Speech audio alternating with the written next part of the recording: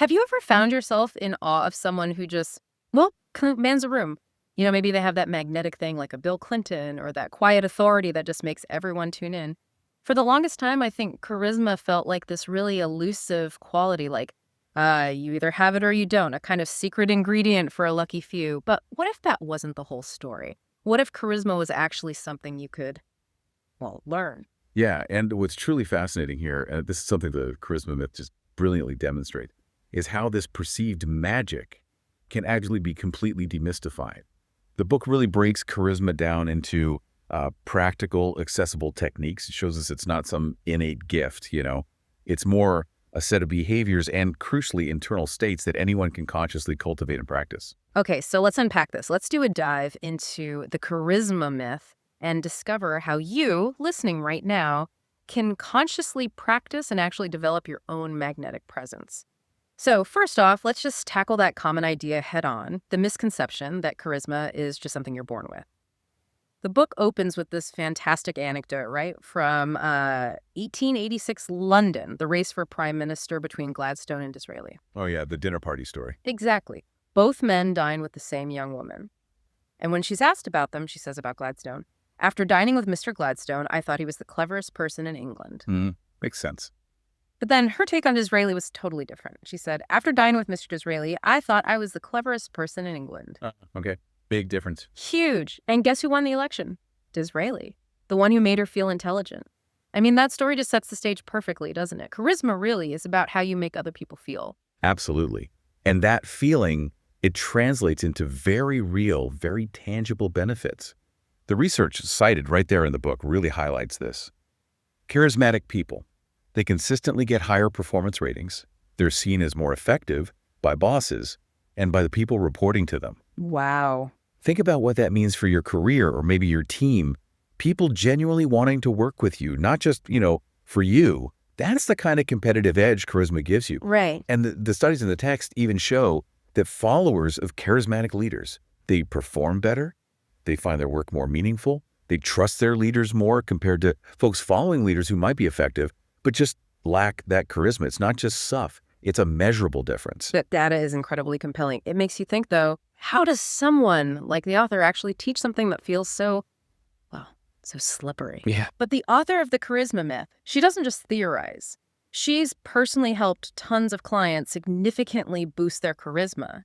She even developed a whole curriculum for charisma and leadership at UC Berkeley's business school.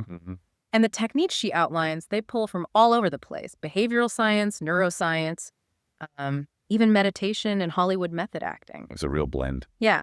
And here's the really audacious part. The author promises you'll feel the difference in yourself after just one session, and that other people will see the difference in you after two. That's a pretty bold claim for something people thought was fixed. That absolutely is bold. And if we connect this to the bigger picture, the author makes it crystal clear. Trying to project charisma externally without first managing your internal state. It's like adding beautiful balconies to a house with a shaky foundation. It just won't hold up. That makes total sense. The book really emphasizes that these internal skills, they're the absolute fundamental foundation for any external charisma. Your body language, which, let's face it, profoundly impacts how others see you, it's constantly expressing your mental state. Right. So if your internal world is all churned up, it's incredibly difficult to even remember, let alone effectively use any new charismatic techniques you might learn. Okay, so what are these charisma impairing internal discomforts the author talks about? Let's start with the obvious one. Physical discomfort. Yeah. There's that relatable story in the book about Tom, the executive. He's in this critical meeting trying to impress a client, Paul. I remember that one. And Tom starts fidgeting because he's wearing this hot woolen suit. He's running his fingers inside his collar, his eyes kind of narrow. And Paul sees this. And Paul completely misinterprets it. He thinks Tom is tense about the business deal, or it gets a bad gut feeling. But the tension had zero to do with the deal. Tom was just physically uncomfortable. Exactly. It's such a simple thing, but with huge consequences. Totally. And the author suggests this simple 3-step process. First, prevent it. Plan ahead.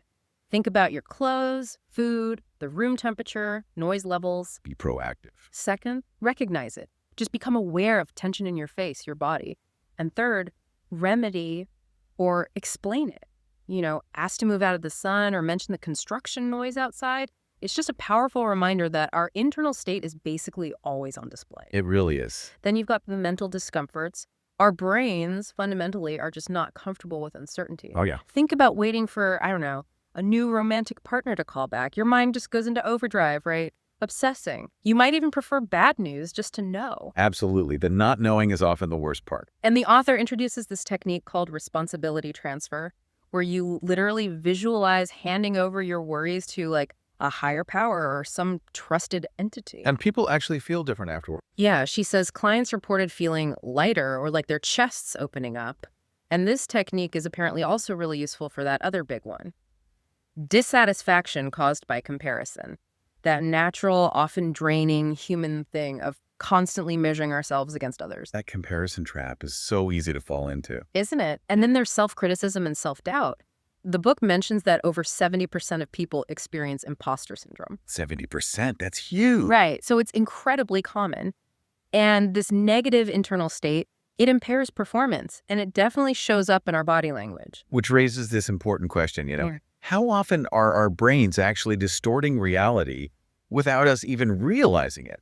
The book really tackles this head on. It details this powerful 3-step process for handling internal discomfort and negativity. It's laid out in chapter 4. The first step is just to destigmatize discomfort.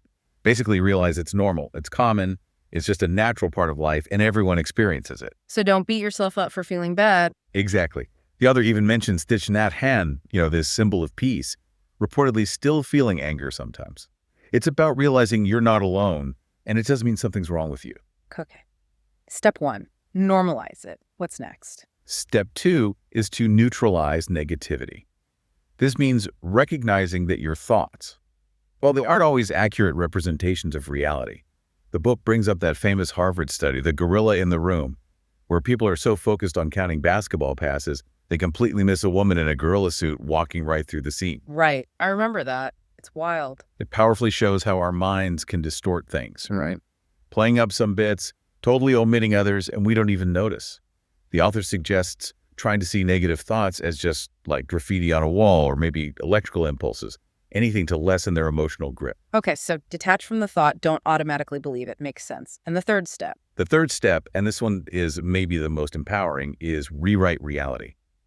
It's also known as cognitive reappraisal. It's the practice of consciously choosing an alternative, more helpful explanation for whatever is happening. How does that work in practice? Well, the author shares this really compelling personal story from the book. She was dealing with insomnia and nausea one night, feeling awful. And she simply sat down and wrote out how this unfortunate, unpleasant experience was actually absolutely perfect just as it is. Wow. Just decided to see it differently. Exactly. And that shift in perspective can fundamentally change your internal state. The book really emphasizes the power of writing things down, maybe in the present or even past tense, like the speech was a complete triumph. Writing. Apparently, writing accesses different parts of the brain and can make these imagined stories feel more real. It allows you to effectively create a version of events that gets you into the charismatic mental state you actually need. So next time you're facing something tough, instead of getting stuck in the negativity, you can consciously choose a different story, a more helpful one, just like the author did with her insomnia. That's pretty powerful. It really is. And this ties directly into another key tool from the author's work, visualization. Ah, yes, visualization, Right. like athletes do. Precisely. Think of golfer Jack Nicklaus, who famously never hit a shot without visualizing it perfectly first, or Olympic skiers visualizing every turn of the course. So it's not just wishful thinking. Not at all. The book explains the neurological basis. Imagining an activity actually activates the same brain parts as physically doing it. And repeated visualization can even physically change your brain structure over time. Really? Yeah. The author uses it personally before speeches. She vividly imagines how well things will go, connects those triumphant feelings to the actual room she'll be in. It's about actively rewiring your brain, creating the pathways for the charismatic state you want before it even happens, making it feel real. Okay, so we've talked a lot about the crucial internal work, managing discomfort, rewriting reality, visualizing. But what does this all actually mean for how we show up? How we literally project warmth and power in our daily interactions? All right, that's where it all comes together externally. The author clearly breaks down external charisma into two main dimensions: You need warmth and you need power. Warmth and power. Yeah, and you need both in balance. Someone who's all power but no warmth can seem arrogant, maybe intimidating. Right. Unapproachable. Exactly. Second. And someone who's all warmth but no power might seem maybe overeager or lack presence. You need that balance. So how do we project warmth, according to the book? Well, for emanating warmth, the book offers several really great techniques. First off, cultivating gratitude and appreciation. This can instantly soften your body language, relax your whole physical presence. It helps you emanate what the author calls a grounded confidence. How do you cultivate that on the spot? Simple exercises from the text include just scanning your body for 3 things you appreciate about it, or scanning your environment for 3 pleasant sights. There's even a more intense funeral exercise she mentions to gain perspective on what's truly important. Perspective definitely helps with warmth. What else? Another huge element of warmth is goodwill, altruism, compassion, and empathy. The book brings up that common feeling about Bill Clinton again.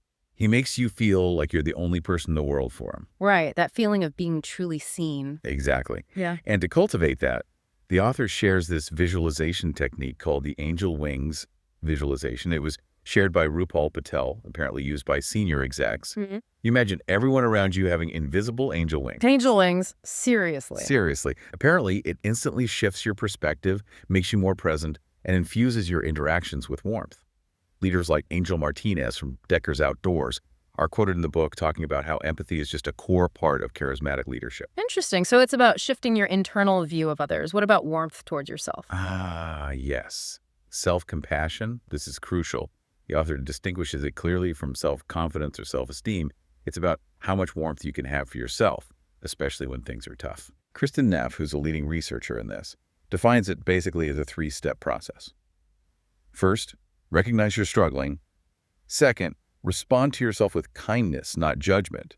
And third, realize that struggles are just part of being human. Everyone goes through them. So it's okay to not be okay and be kind to yourself about it. Precisely. The book also mentions metta, or loving kindness practice. It notes the neurological benefits that can actually strengthen the part of your brain linked to positive emotions and resilience. Makes you feel happier, more centered. And this self-warmth is vital because it stops that inner critic from leaking out into your body language. That's fascinating how that internal self-talk literally shows up physically. Okay, so that's warmth. Now, turning to projecting power through body language. Right. The author stresses that body language hits us on this deep, visceral, emotional level, often way more powerfully than words, especially when our primal fight-or-flight system is triggered. The gut feeling stuff. Exactly. Ronald Riggio, a key charisma researcher mentioned in the book, explains that this primal part of the brain reacts immediately to body language, not directly to complex ideas or words. And this leads to the whole concept of emotional contagion. Emotional contagion? You mean like catching moods? Pretty much. Your body language literally transmits emotions to others through what are called mirror neurons. These amazing brain cells fire not just when we do something, but also when we watch someone else do it. It basically lets us mirror and feel their emotions internally. Wow. So our posture can literally make someone else feel stressed or calm. Essentially, yes. Which brings us to one of the most powerful techniques the book discusses, mirroring. Okay, tell me about mirroring. It's about consciously and subtly, this is key, subtly mirroring someone's posture, their gestures, maybe even the rhythm of their voice. Doing this can build incredibly deep rapport, almost subconsciously. It can even help shift their viewpoint towards yours. Is there an example in the book? Oh yeah, there's a really striking story about this guy, Darius. He was in Nairobi for a critical deal. He sealed it, basically, by subtly mirroring the key executive's posture. And then, when the exec firmly tapped the table to make a point, Darius mirrored that exact action when it was his turn. And it worked. Completely. He achieved all his goals. It shows how mirroring can build connection, even overcome maybe a shaky start. Okay, mirroring. What other nonverbal power cues does the book cover? Well, personal space is huge. Just respecting someone's bubble immediately puts them at ease, builds rapport. The book suggests strategic seating, sitting next to someone or maybe at a 90-degree angle, is often better for rapport than sitting directly across a table, which can feel more confrontational. Interesting, like allies versus opponents. Kind of, yeah. Then there's eye contact. Profoundly important. They call them windows to the soul for a reason, right? Good eye contact conveys empathy, wisdom, makes people feel seen. But not staring, presumably. Definitely not staring. The author suggests a soft focus technique. You close your eyes, focus on the space around you, then kind of expand that focus outwards. It helps relax your eyes and project warmth, not intensity. Soft focus. Okay. And posture. Posture for nonverbal power is all about taking up space confidently. The book actually has an exercise called the Big Gorilla. The big gorilla. Yeah. You stand with a wider stance, inflate your chest slightly, roll your shoulders back and down. It's designed to make you feel more confident, which then projects outwards. And crucial to all of this is proper breathing. Shallow breathing triggers stress. Deep, calm breathing signals confidence. Right, the breath is key. And what about things not to do? Yes.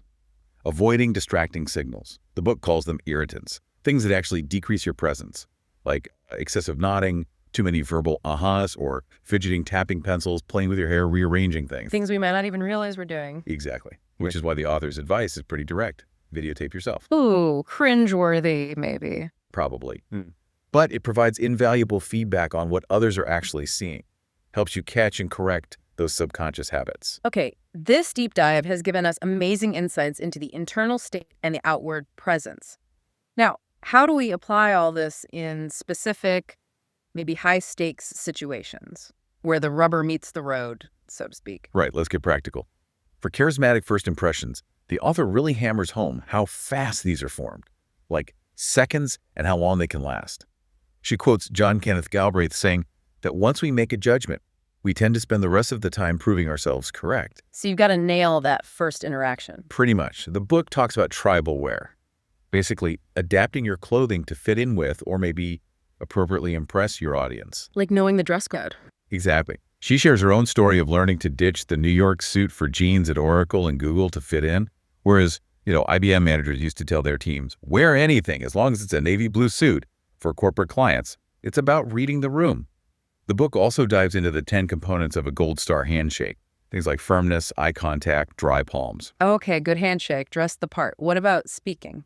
Charismatic speaking is huge. The author shares this really vulnerable story about nearly fainting during her first speech at 18 because she literally spoke without breathing. Wow. Her mantra became, pause, breathe, slow down. Those deliberate pauses, they convey thoughtfulness, confidence, they add drama. Makes sense, don't rush. Definitely don't rush. Yeah. The book also highlights the power of using imagery and metaphors. Think about how charismatic leaders like FDR or Lincoln use vivid pictures with their words, or Steve Jobs launching the iPod Nano, pulling it from his tiny pocket, comparing its weight to just 8 quarters, making it sensory rich. Bringing ideas to life. Exactly. But there's a warning, too, about white elephants. Avoid negative phrasing that accidentally paints the very picture you don't want. Like saying, it's nothing that will sink the company. Guess what image popped into people's heads? Right, the sinking company. Precisely. And finally, voice fluctuation. Varying your pitch, your volume, tone, tempo, rhythm, all of that is crucial for keeping people engaged and being persuasive. Fascinating. So armed with all these tools, what happens when you encounter someone who's, difficult, someone who isn't exactly radiating warmth back at you? How does the author suggest we handle dealing with difficult people? That's a tough one, right? She describes a global chairman, Peter, feeling like he was herding cats with his board.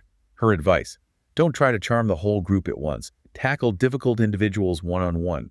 That lets you tailor your approach. Makes sense. Adapt to the individual. Yeah. The book also introduces the Ben Franklin effect. This is pretty clever. It's the idea that asking someone you want to influence for a small favor can actually make them like you more. How does that work? They rationalize it subconsciously. Well, I did them a favor, so I must kind of like them. Franklin apparently used this on a political opponent. Clever. Another tool is giving personal and specific praise. Not just generic compliments, but something concrete. It makes people feel genuinely seen and valued and more invested in your success. Like how airlines thank you for choosing to fly with us. It builds that little bit of loyalty. Okay, specific praise. What about just pure negativity coming your way? For that, the author circles back to empathy. She suggests actively trying to flood your own system with oxytocin, the love hormone, by getting into a state of empathy and compassion.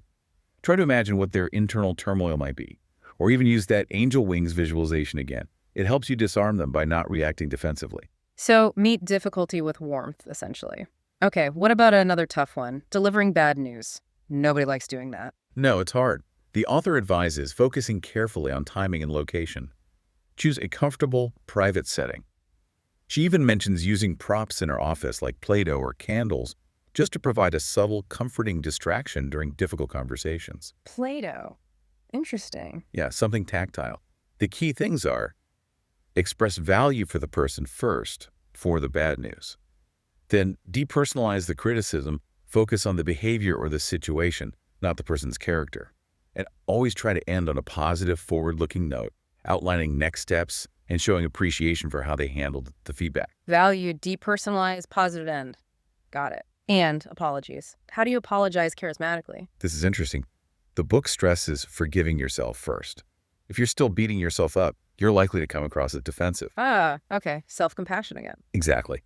Then the key is to listen fully, no interrupting. Really try to understand the other person's perspective and the impact of your actions. And then deliver a simple, sincere, "I'm very sorry." But say it with full presence, full warmth, showing you truly get the ramifications. Presence and sincerity, not just rattling off the words. Right. And finally, the book even touches on phone and email, charisma. Little things, but they add up. On the phone, always ask, "Is this a good time for you?" before launching in. Basic courtesy, but often missed. Totally. And she shares this specific trick. Answer the phone crisply, professionally.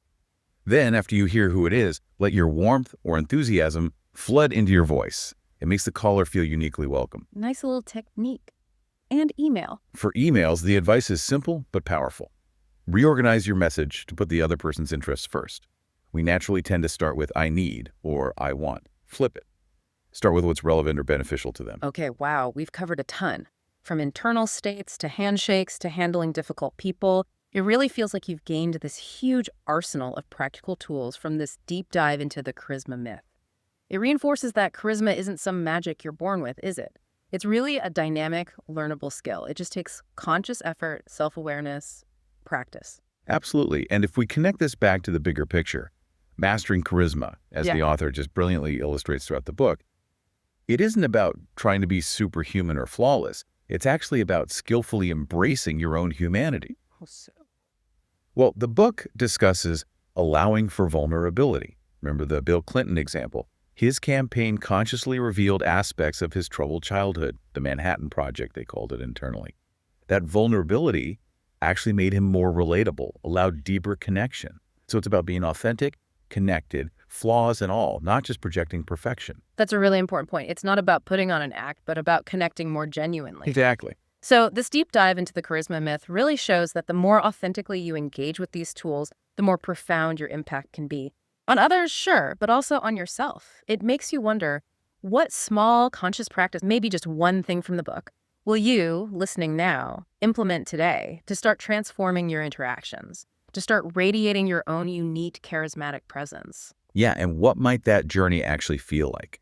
That journey of self-discovery, of practice. How might it fundamentally change how you experience the world? And maybe more importantly, how the world experiences you?